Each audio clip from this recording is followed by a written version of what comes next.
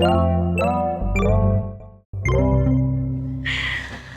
everyone, welcome to the first episode of our newly branded, newly named EmmausTalks. Dun, dun, dun, dun. Welcome, and I'm so excited to start this first episode, new and rebranded, with my favorite ladies to talk about a very important topic, autism. April is National Autism Awareness Month. I like to call it Autism Acceptance Month, and we are glad to be talking to you about all of this. So first, let's start with introductions. Let's start with names, who you are, why you're here, and your connection to the autism community. So, hi, my name is Deb Lee, and I'm a behavior analyst by profession. And also, the reason why I became a behavior analyst is because my brother is an adult with autism. And so what a behavior analyst does is I work with families and teachers and schools to help improve the behaviors of people who have autism. And so my professional life and my personal life are blended very much into the autism community. Hi, I'm Rebecca. I am a current master's student, and I am studying to become a behavior analyst. Don't do it. Just kidding. Just kidding, we love our jobs. I work at the same school that Deb does, and I am currently, learning a lot, experiencing a lot, and I'm very excited to be here. and I am Lani, and I am one of the parents here at Emmaus Church, and also a mother of an autistic son. His name is Daniel, and without these two ladies, they've helped so much for Daniel to participate in Sunday worship and be part of our church community. So let's just start off with the facts about autism, so we understand what this is about. So can you tell me, what is autism?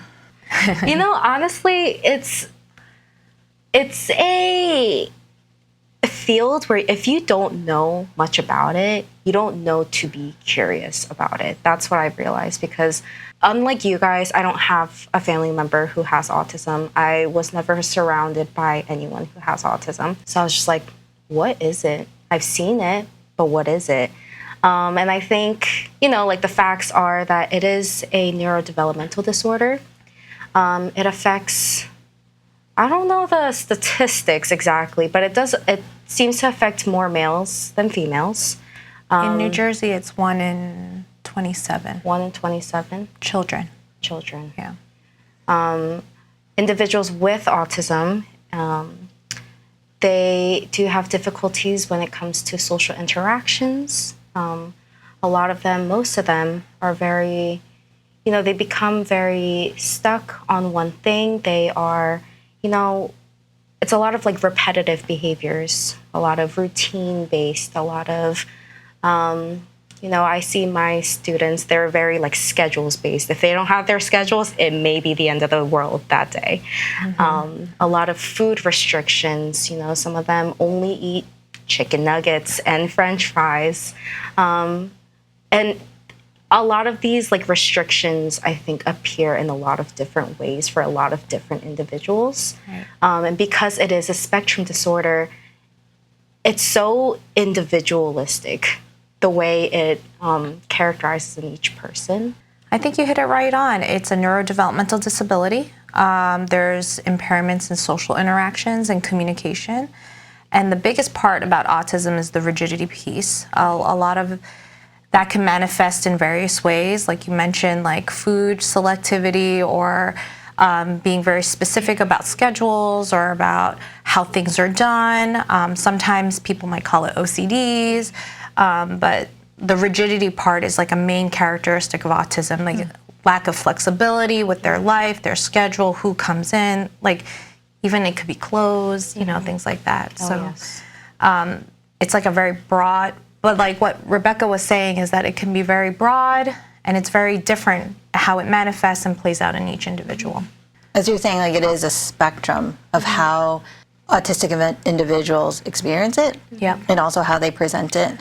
And it is true when they say when you meet one person with autism, you have met one person with autism, and it's going to be different around it. And I think the beauty of it is that you get to experience all facets of it. So thank you for sharing that. And with that, what causes autism? What is, like...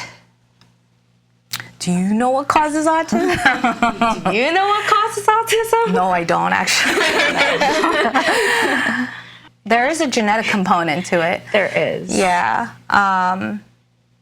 When you were pregnant, did they talk to you about that? Or like after the fact that Daniel got diagnosed, did they tell you about that stuff? No, it was never a cause. And of course, I think one of the worst things that you do as a parent when you first hear the diagnosis is go on Google and search. Don't do that. All of these different things of the message boards, the articles, and they come up with all these different reasons so and so. After years, you come to read articles, valid scientific articles, of course. You're reading. It really is. There are correlations, but doesn't mean causes. Yeah. So correlations of, I understand the age of the parent. I've heard paternal age, actually. Paternal. Not necessarily the mother. Right. But it's a non-causation. Yeah.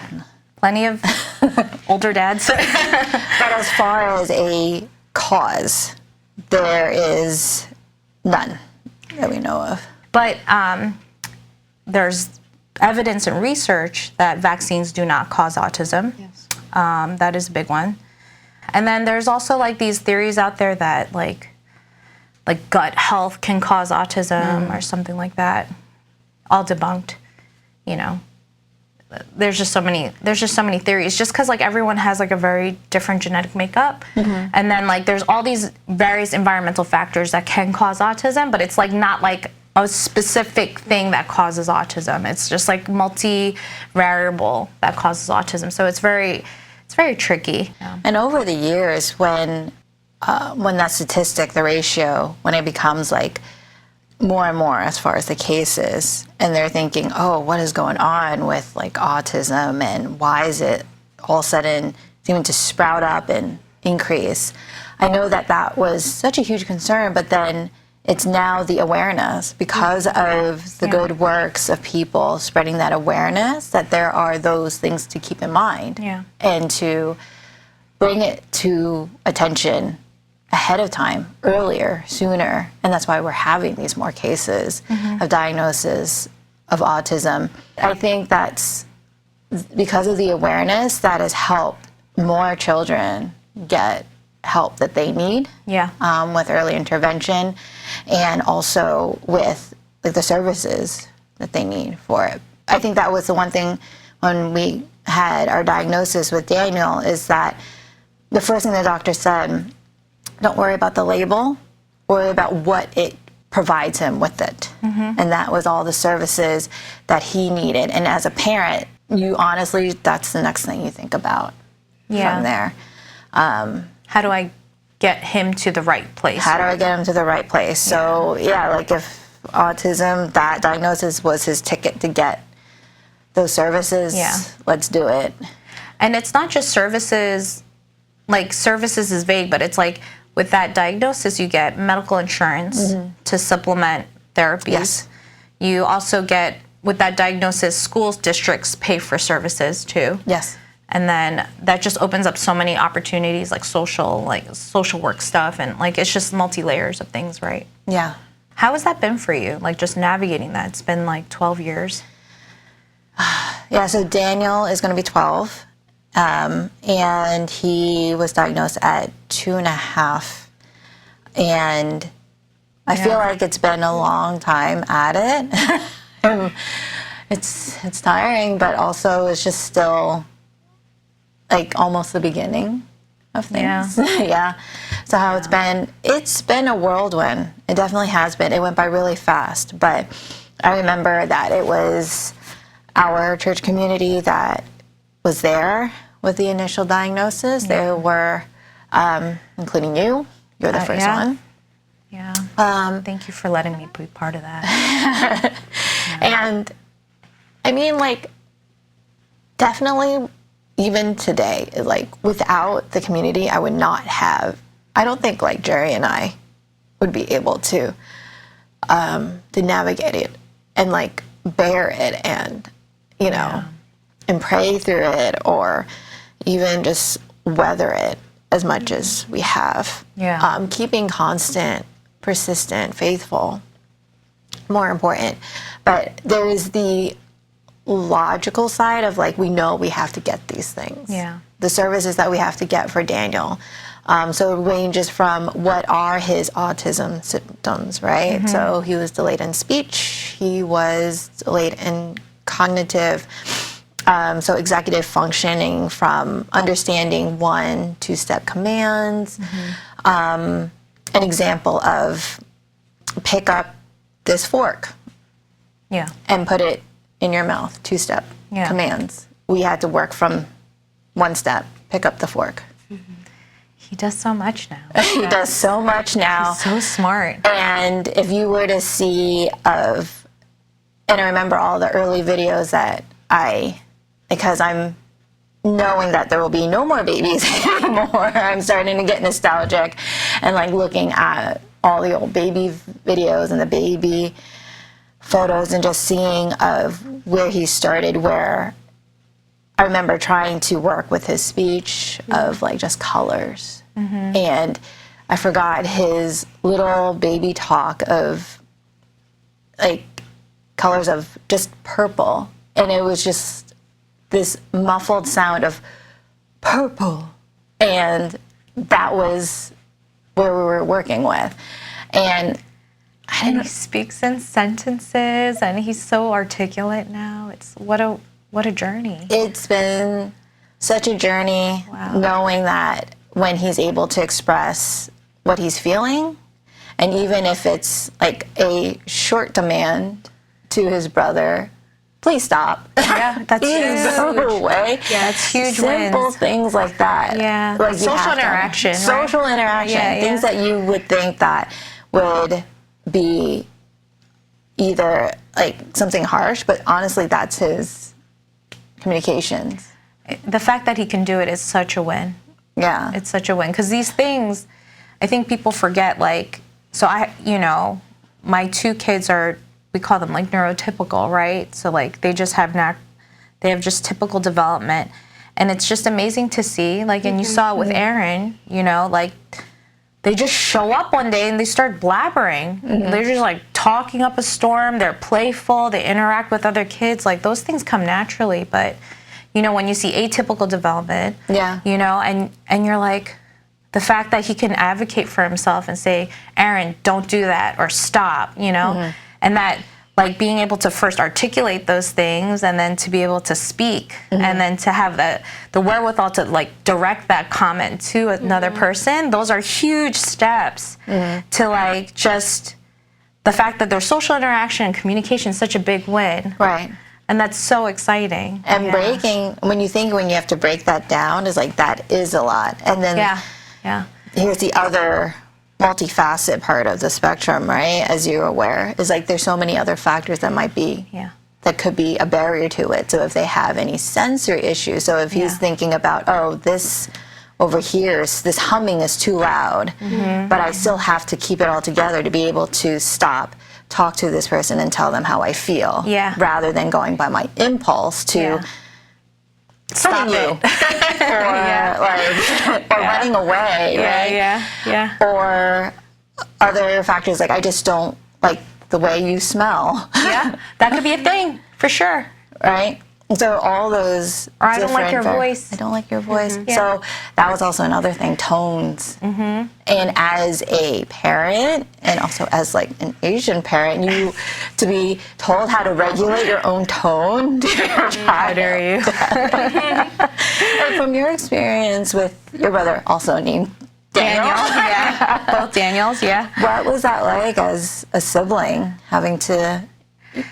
Yeah, so like I've been asked that a lot in my life, and so it's just I'm the older sister, and it's just me and him, and so I don't know what it's like to have a neurotypical brother, like it's just that was my life.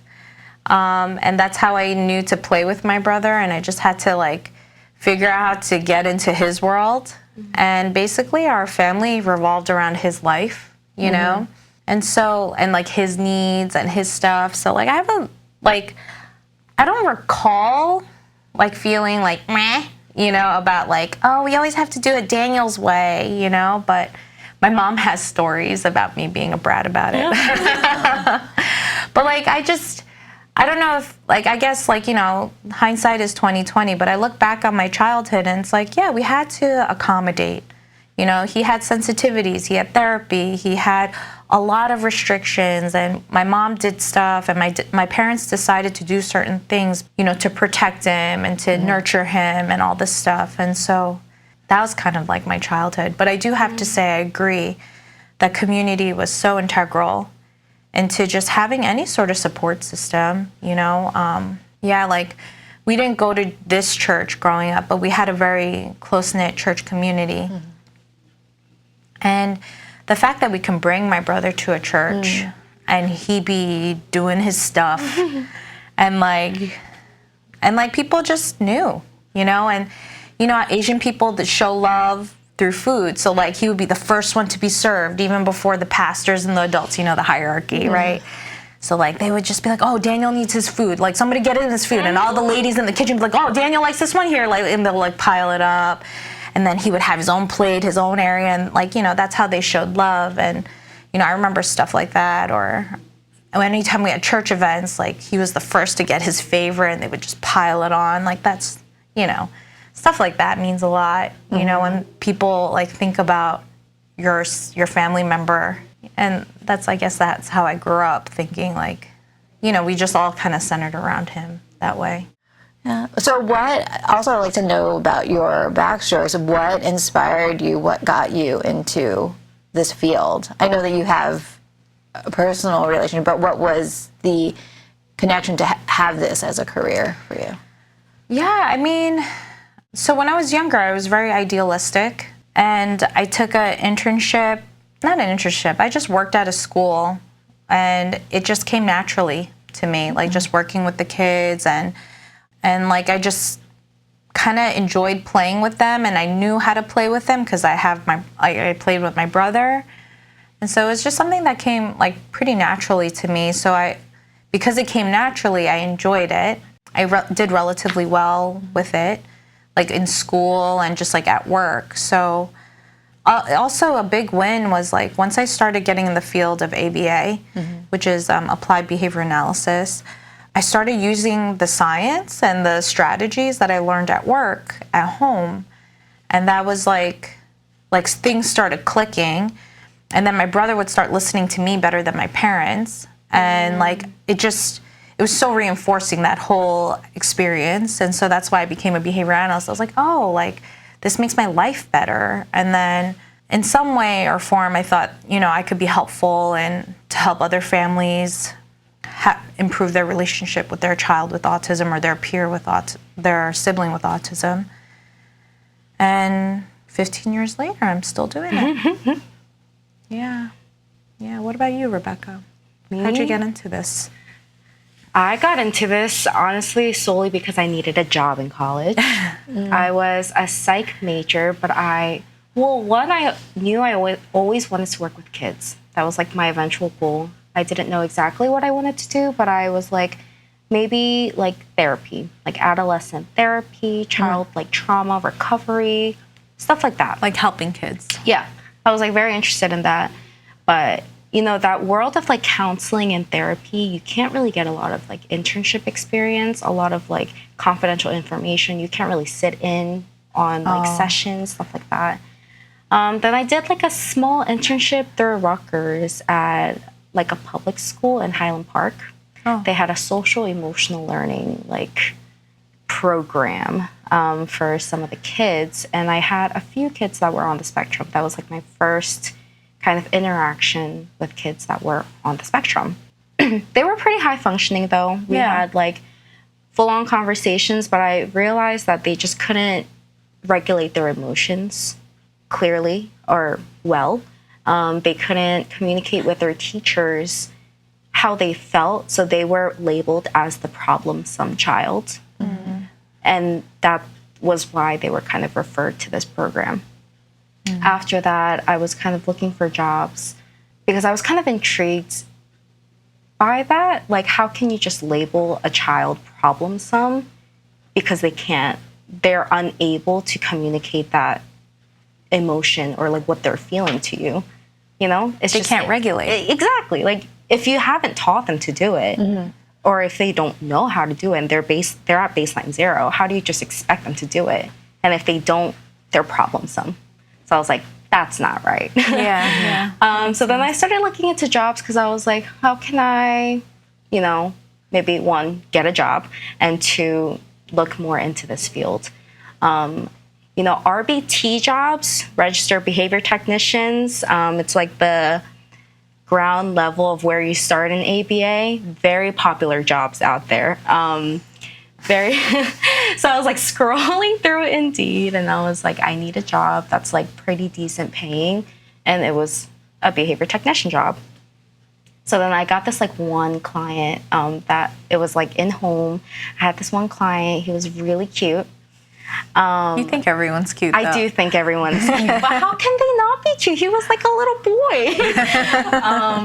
But I like fell in love with him, with his family, with the field of ABA.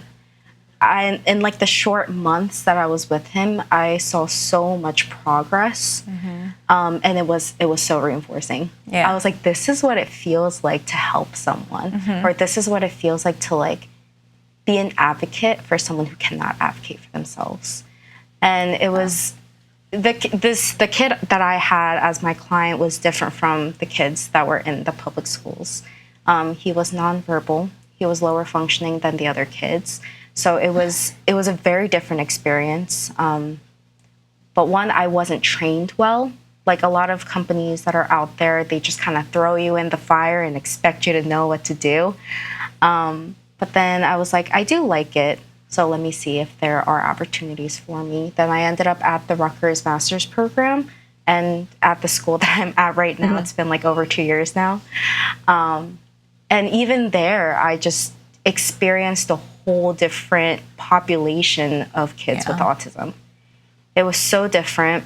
But even there, like I have like my older kids, I never, ever thought I would work with anyone over like 10, max like 12. Yeah.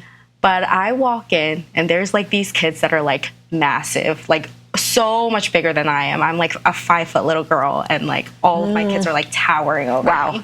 High schoolers, you know?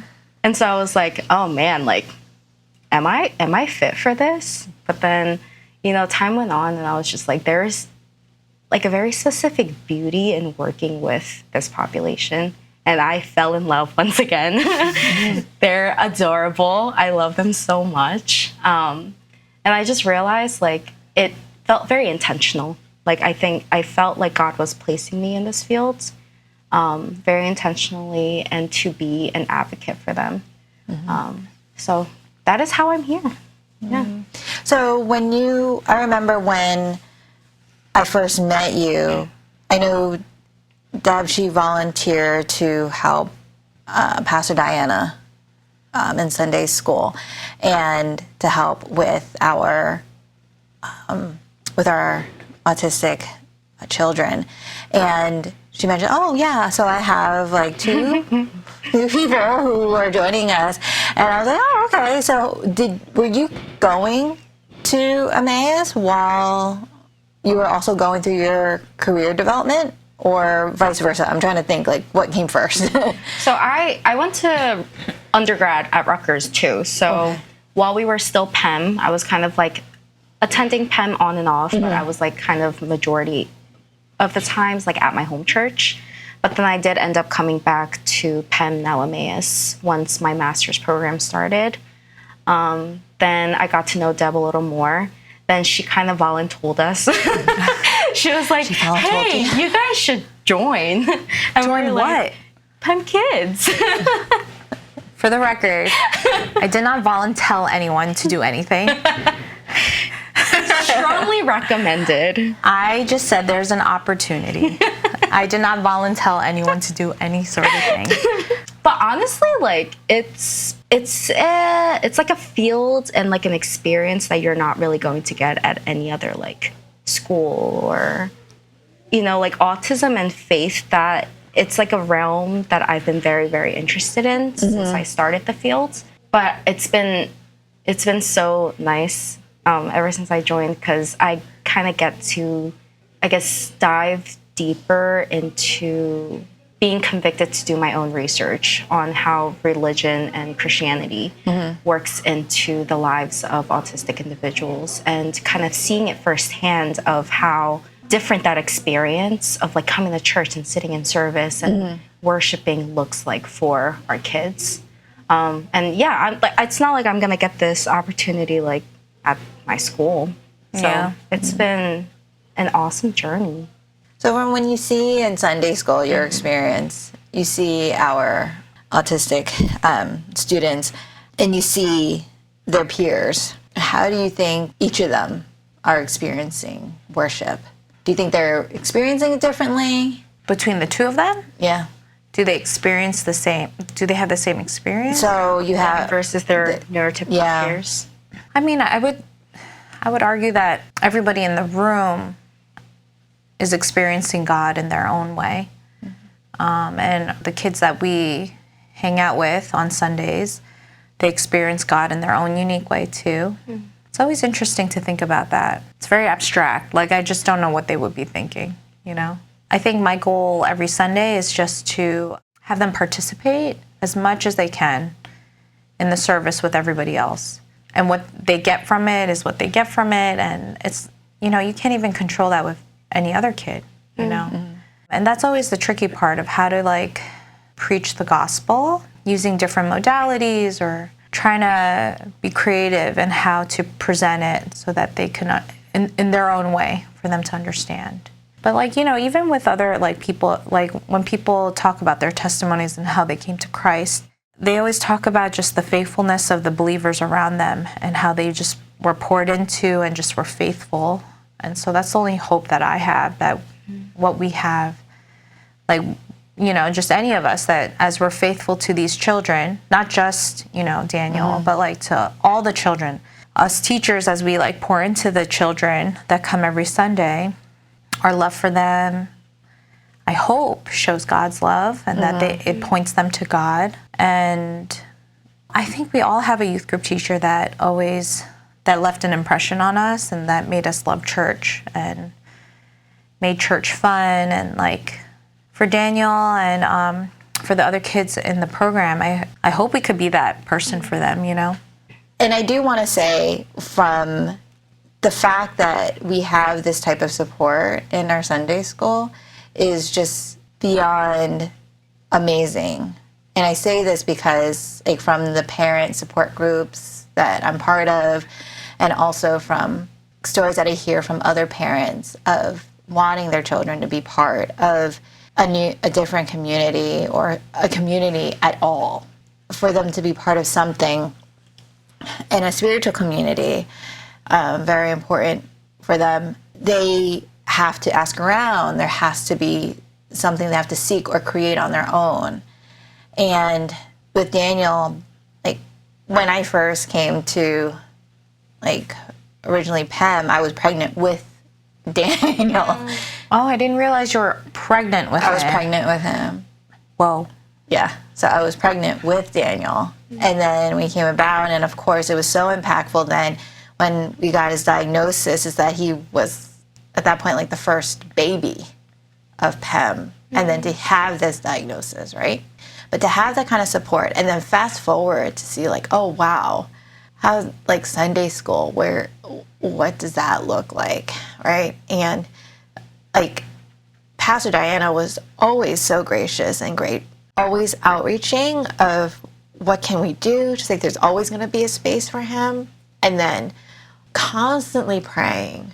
She was constantly praying for, like, whether it be for wisdom on how to have this space for Daniel, and also praying for helping hands for people who know how to help autistic children, So it was definitely prayers answered when you started serving, and then for you to serve, and to now have a team of people to serve our children. Always grateful for like Daniel to know that he has like safe people in the building, because like he is an adventurer along with an eloper. So an eloper is someone who will escape, try to run. And there were times where I'm asking Jerry, like, do you have eyes on him? I don't have eyes on him. Where is he? Yeah. And all I have to say is that I can't find Daniel, and then everyone starts looking. And I see when you have that kind of support, you're all like with me trying to find my son. And It happens. It's comforting knowing that they're doing this with you, not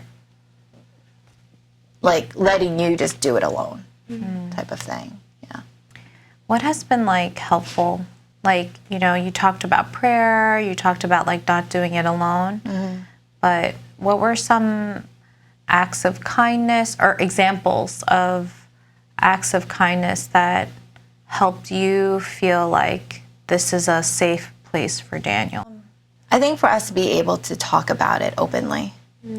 So yes, like in the early stages of our house church system, right? I remember the first thing someone said, like a member at our house church time, when we told him, when we shared the diagnosis, he just kind of confidently said in the most gentle ways, like, it's okay, God has him. He'll be okay.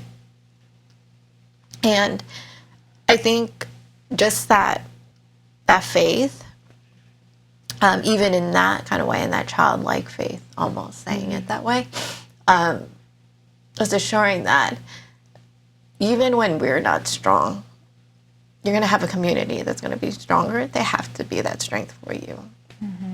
And I think what helps is you have a community that when you're trying to support a special needs family, they're going to go through so many storms. It really is a journey. They're going to go through so many storms. There's going to be so many words of kindness that you try to share to give assurance and to help them, to encourage them, to empower them with all good intentions. You're going to have a community that does that, right? Any good community, any, faithful community will do that.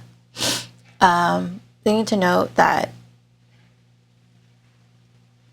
that family is still going to feel lonely, alone. And it's a no fault to anybody. Because what you see, when you see them and when you experience them, they're experiencing them for one period of time. But you're not there the other times, 24/7 times, the overnight times, the times when the extreme behaviors happen, or when you realize that there are major life decisions that you never thought that you have to make, but you do. Yeah. Right? Or the times when you can't imagine you're praying certain things that you're praying to God. And I encourage any community that has like a special needs family in their life to accept that there are going to be battles that they have to navigate and battle on their own with God. It has to be. Yeah. Because it's also good for the faith of the family and for the parent, because as someone who is navigating it, if someone were to do it for me, then my faith would not develop. Right. So it's a lot of prayers that I've had to do. Wow. A lot of reading, and I feel for my friends who try to support me, and they feel bad that they're doing their best to comfort me, and then I feel bad that I know that they're not feeling that they did a good enough job, and it's not like, oh no, you didn't do a good enough job. It's not that at all. There's some things that I have to work on, things that I have to come at peace with. And those are things that, I've learned that only God can assure me, only God can answer. Mm-hmm. And the best thing that a supporting community can do is to pray for them and to speak truth. Speak truth. Whether it be about what the parent is doing, whether it be about the child, of who they are, speaking truth about that child, speaking truth of God's purpose in that child, speaking truth of the situation. I will experience things emotionally as a parent, right? And sometimes you just need that person to say, no, it's not as this big dramatic thing. It's not that. Put it in perspective. Put it in perspective. It's like, it doesn't mean like, it doesn't mean like, oh, you're completely lost. You're not. It's not that you don't know exactly what you're doing. It's not that at all. It's just, again, putting things in perspective. So speaking truth into all of those things, because you're going to have this parent going through these storms, screaming and calling for Jesus, which I have many times. And my prayers have changed from, please stop this storm, to give me peace because these storms are going to be coming anyways. So it's not relying on my strength. It's not relying on any other strength, but God's. So it's, those are big things. And this community has helped me with, truthfully, like, God has definitely put the right people in my place from day one. Since day one, putting the right people in place in my life to support this and to encourage our family. And also, importantly, and I think this is another key thing, is the marriage. Supporting our marriage is very important, very key thing, because over half of special needs parents end up getting divorced because of the higher stresses. than it's regular. Higher than. So when you're talking about those type of statistics, just the sheer stress, or you have the disagreements, it will strain anybody. And it will strain a relationship, including marriage. And for our Emmaus community to support our marriage through house church, and also our pastors, Pastor Don and Pastor Diana, continuously praying for us, our house church shepherds, all of our shepherds that we've had, and over the years they prayed for Jerry and I. And to have that is like, whether we know it or not, we know that they have to be praying for us, because we're doing it. We've been in it. We know that we're a team in doing this. So everyone has their own part in this. Even if it's just praying for us without even telling us, you have a part in this. That's awesome. Yeah. As you were sharing, I was just thinking that, I think for me, like when I was a kid, what helped me kind of like really trust our community more was that, my brother felt wanted. So like people would ask, like, where's your brother? Or ask about him. And I guess, for our church, like when we were much smaller, it was like a thing, because like before COVID, like my brother came out every Sunday, and then after COVID, like because of the restrictions and stuff, my brother couldn't come out a lot, and he's not vaccinated, blah, blah, blah, blah, blah, right? But it was just like what helped, like my brother was much more like integrated into our community before, but now like not a lot of people know who he is anymore, and we've just ballooned, like our congregation size has grown so much, but as a family member with somebody with disabilities, not just my brother, but my sister-in-law too, I think what helps is like people share an interest of wanting to get to know them, and also like being pursued and wanted, and I think that's a common theme that you've shared, that like, there have been people in your life pursuing your family and like pursuing you and pursuing Daniel and Jerry, like, how can we pray for you? How can we encourage you? How can we love on you? How can we make Daniel feel more comfortable? I think those are all really great ways that people can try to just reach out. And I think a lot of times people are afraid to do it wrong or say the wrong thing or do the wrong thing. But I think if your heart is to, like, I love you and I want to pursue you, and like, I want to know Daniel. I want to get to know Daniel. I want to get to know Lani. I want to get to know Jerry. Like, pursue you and see how they can be a blessing to you, or just be a friend. That's what I heard when you were sharing all those things. Like, do you think, does that resonate with you? It resonates, yeah. Like, just talk to us, because I remember even before I started, like, I was pregnant, right? So even before Daniel came about, right? And then before we even knew about Daniel's diagnosis, like, our first interactions with an autistic individual was Daniel. Oh, my Daniel. Her Daniel. And I saw... Very confusing. Right?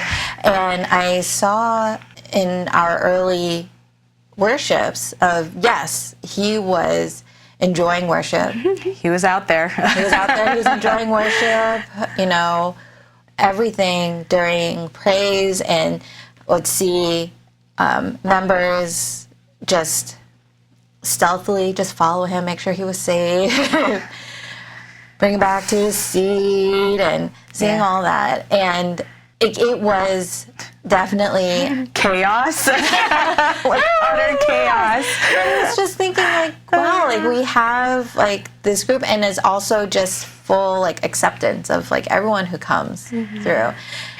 And also to see now is my Daniel. Yeah.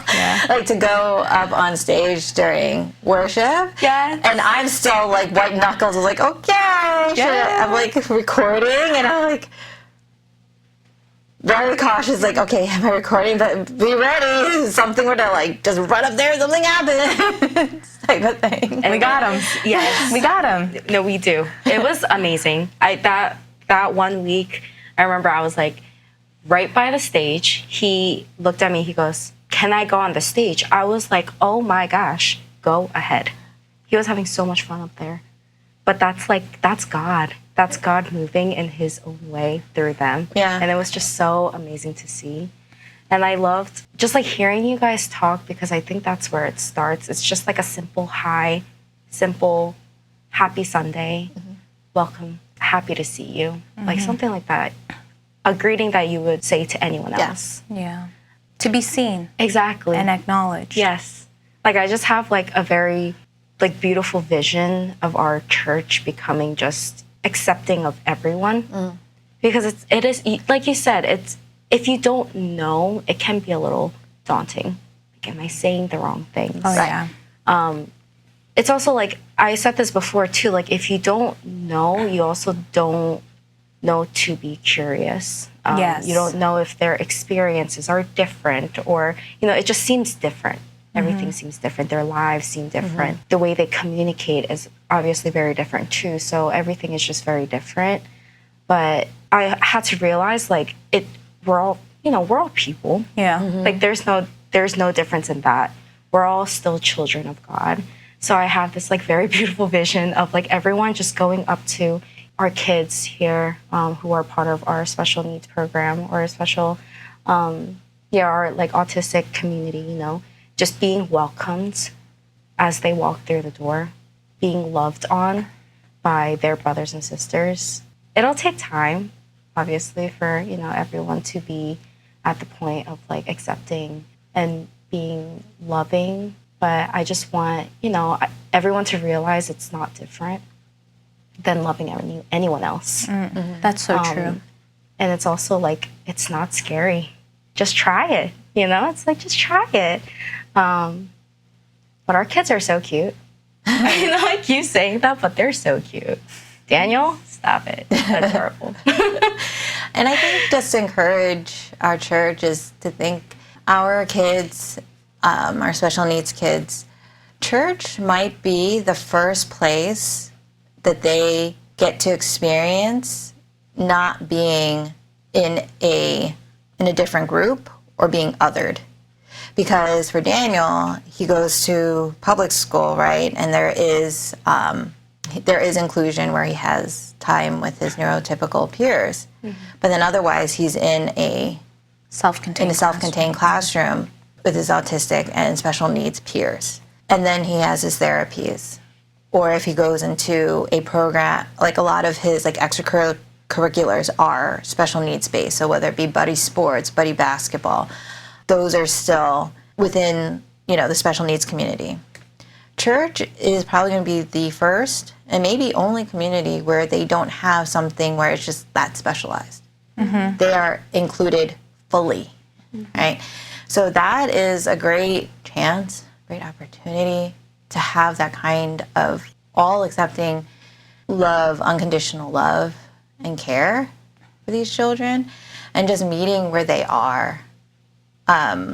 Yes, it can be very nervous. Some people feel like, oh yeah, you don't want to hurt someone's feelings and say like the right or wrong thing. I really don't take a whole lot of offense to things. Talk to us. And I think that's also important when you have social needs families. Like, don't treat them as special needs families. Be aware that they are, but don't, feel like you have to be so fragile around them. Yeah. Right? Like, as you're saying, Rebecca, we're just like normal people.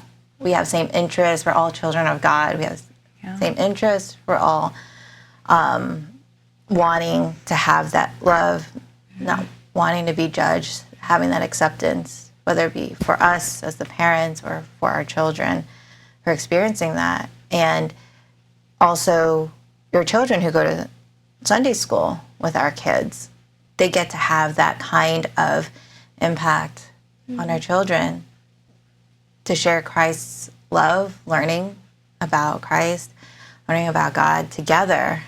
And how the experience is going to be different. Also, navigating their faith might be different. Understanding the abstract might be different. But they're all going to be that same child that will say, what's the answer? Jesus. They're going to be that same kid.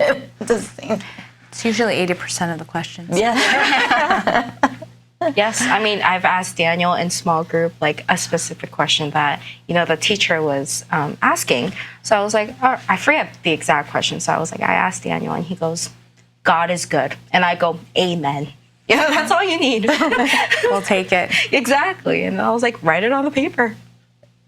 That's all I need. Yeah, it's good. Well, what are ways that our church community can pray for you? How can we be that continued support for you? I don't have a family member or someone who I live with have autism, but I think from the point of view as someone who spends the day portion with them and then they go home, but also coming here and seeing that our kids at Emmaus who have the ASD diagnosis have prayer warriors who are constantly praying and advocating for them. It does make me think a lot about my students. So I think for me, it's just finding peace and comfort in knowing that, I can be their prayer warrior. I can be their advocate, but knowing also that I cannot control that situation. Which I think I struggle with when I go to work every day. But I think just coming to terms with that and coming to peace with that and going to God with that burden would be my prayer request. I think my prayer request is for our church to, and it's it's not just for the autistic community, but that we would be a church that is loving to one another. And irrespective of a diagnosis or not, peculiarities or interesting behaviors, whatever you want to call them, right? That we would just be a loving church, and that brother, sister, we would love one another.